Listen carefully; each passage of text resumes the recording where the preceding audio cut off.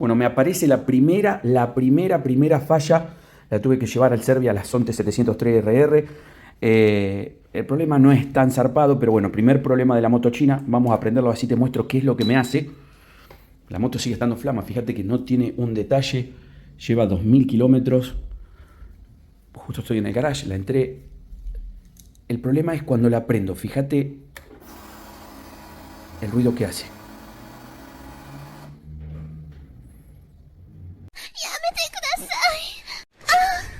Y vos ya te creíste que la Sontes tenía un problema. La moto no tiene un puto problema. Casi 2000 kilómetros, sigue siendo una nave y vos seguís diciendo, no es Kawasaki, no es Honda, no es un tercio del precio, vale. Las mismas prestaciones.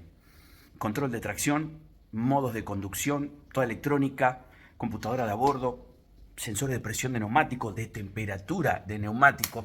No voy a debatir más estos temas con vos. 250 kilómetros por hora, no es 250, me marcó 254 de GPS, creo que es entre un 5 y un 6% menos, pero metete la onda, hoy metete la onda y la Kawasaki redoblada en el orto. Me quedo con Sonte 135.000 veces más. Podés decidir usarla como desechable. Se rompe, pasa algo, la tirás y compras otra.